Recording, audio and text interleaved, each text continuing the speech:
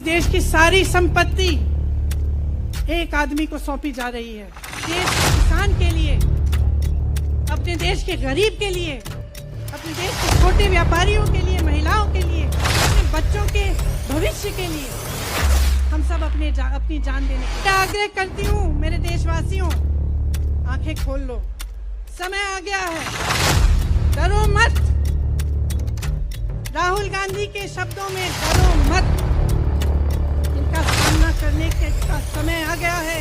हो जाओ, सामना करो, इस देश की सच्चाई को उभारो, इस देश की एकता को बनाए रखो और इस देश को आगे बढ़ाओ। जय हिंद, जय हिंद, जय हिंद। मेरे पिता का शव इस तिरंगे झंडे में लपेटा गया था। इस तिरंगे के नीचे मेरे पिता का शव था और उसके पीछे चलते चलते मेरा भाई यहां आया। उस शहीद पिता का अपमान भरी संसद में किया जाता है। उस शहीद के बेटे को आप देशद्रोही कहते हैं, आप मीर जाफर कहते हैं, उसकी आप मां का अपमान करते हैं। आपके मंत्री मेरी मां का अपमान भरी संसद में करते हैं। आपके एक मुख्यमंत्री कहते हैं कि राहुल गांधी को पता भी नहीं है कि उनका पिता कौन है। आपके प्रधानमंत्री भरी संसद में खड़े होकर कहते हैं कि ये परिवार नेहरू नाम को इस्तेमाल क्यों नहीं करता। पूरे परिवार का अपमान करते हैं। कश्मीरी पंडित समाज के रिवाज का अपमान करते हैं, जिसके तहत एक बेटा अपने बाप के मरने पर पगड़ी पहनता है, परिवार की परंपरा को आगे बढ़ाता है। लेकिन आप पर कोई मुकदमा नहीं होता, आपको 2 साल की कोई सजा नहीं मिलती, आपको जेल की सजा नहीं मिलती, आपको संसद से कोई बाहर नहीं निकालता, आपको मना नहीं करता कि 8 सालों के लिए आप चुनाव नहीं लड़ सकते। क्यों? मैं पूछना चाहती हूं, क्यों? आज तक हम चुप रहे हैं, हमारे परिवार का अपमान करते गए। मेरे भाई ने क्या कहा? संसद में वो मोदी जी के पास गए और उनसे गले लगे। मेरे भाई ने कहा, मैं आपसे नफरत नहीं करता हूं, मेरे दिल में आपके लिए कोई नफरत नहीं है, हमारी विचारधारा अलग है, लेकिन हमारी नफरत की विचारधारा नहीं है। तो मैं पूछना चाहती हूं, एक आदमी का कितना अपमान करोगे? कितना अपमान करोगे? क्या यही है इस देश की परंपरा? आप परिवारवादी कहते हैं, तो भगवान राम कौन थे? भगवान राम को वनवास में भेजा गया, उन्होंने अपने परिवार, अपनी धरती के प्रति अपना धर्म निभाया। क्या भगवान राम परिवारवादी थे? क्या पांडव परिवारवादी थे कि वो अपने परिवार की संस्कारों के लिए लड़े? और हमें क्या शर्म आनी चाहिए कि हमारे परिवार के सदस्य शहीद हुए इस देश के लिए, कि इस झंडे में उनका खून है, इस धरती में उनका खून है, इस देश के लोकतंत्र को मेरे परिवार के खून ने सींचा है। और जो सोचता है कि हमें अपमानित करके हमें डराएंगे, हमें धमकाएंगे, जो सोचता है कि तमाम एजेंसियों को लगाकर हम पे छापे मारकर हमसे कुछ भी कर ले, हमें डराएंगे, वो गलत सोचते हैं। हम डरने वाले नहीं हैं, हम और मजबूती से लड़ेंगे। हम इस देश के लोकतंत्र के लिए कुछ भी करने के लिए तैयार हैं। इस देश के लोकतंत्र को, इसकी नींव कांग्रेस पार्टी के महान महापुरुषों ने डाली है। कांग्रेस पार्टी लड़ी इस देश की आजादी के लिए और आज भी इस देश की आजादी के लिए ही लड़ रही है।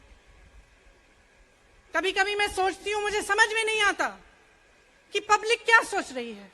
क्या देख नहीं रही है क्या हो रहा है? क्या आपको दिख नहीं रहा है कि आपकी सारी संपत्ति लूटी जा रही है, एक आदमी को दी जा रही है, गिने चुने उद्योगपतियों को सब कुछ दिया जा रहा है? किसकी संपत्ति है? ये राहुल गांधी की संपत्ति है, ये आपकी संपत्ति है। ये पीएसयू किसके हैं? किसके लिए बनाए गए? आपके लिए बनाए गए, जो ऐसे एक के बाद एक इनको बेचे जा रहे हैं, दिए जा रहे हैं। इसी से तो आपका रोजगार आता है, छोटे उद्योगों से, छोटे व्यापारियों से आपका रोजगार आता है, किसी बड़े अडानी से नहीं आता। रोजगार नहीं देते, छीनते हैं आपका रोजगार। तो आप समझ क्यों नहीं पा रहे हैं? आप गैस के सिलेंडर के लिए 1000 रुपए दे रहे हैं और यहां आपकी सारी संपत्ति किसी को सौंपी जा रही है। राहुल गांधी जी ने क्या कहा?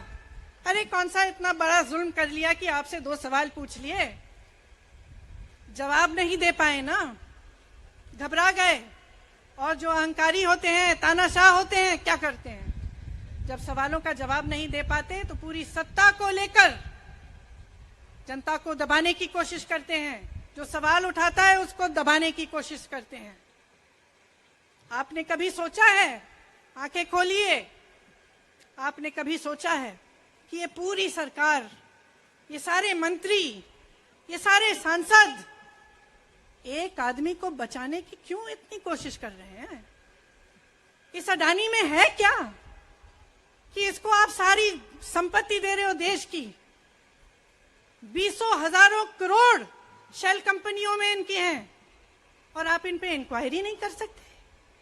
ये अडानी है कौन कि आप सब उनका नाम उठते ही बौखला जाते हैं और उनको बचाने में लग जाते हैं? देखिए, आप इस देश के देशवासी हैं, ये देश आपका है, ये लड़ाई आपकी है। आज तमाम नौजवान बेरोजगार क्यों हैं?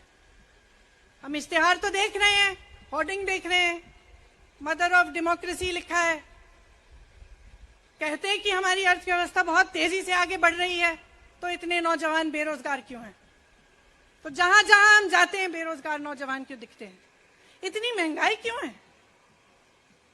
इतनी महंगाई क्यों है?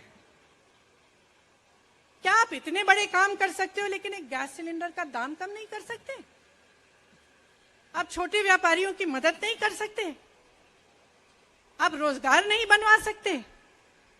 तो फिर आपकी सरकार किस काम की है? लोगों को दबाने के लिए है या अडानी जी को आगे बढ़ाने के लिए है? तो आज ये समय आ गया है कि हमें गंभीरता से सोचना पड़ेगा। ये सरकार पूरी कोशिश करती है कि आपका ध्यान भटकाया जाए।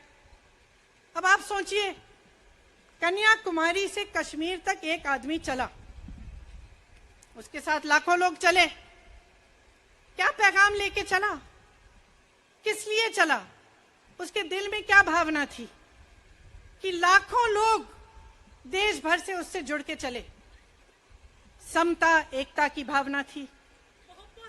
आज आपके सारी मीडिया, आपके सारे मंत्री, आपके सारे सांसद, आपके सारे कार्यकर्ता कह रहे हैं कि राहुल जी ने विदेश जाकर देश का अपमान किया, राहुल जी ने एक वर्ग का अपमान किया। क्या एक आदमी जो कन्याकुमारी से लेकर 5000 किलोमीटर कश्मीर तक चल के ये रोज रोज कहता है कि इस देश को एक होना चाहिए, सबको समान दृष्टि से देखना चाहिए, क्या ये आदमी देश का अपमान कर सकता है?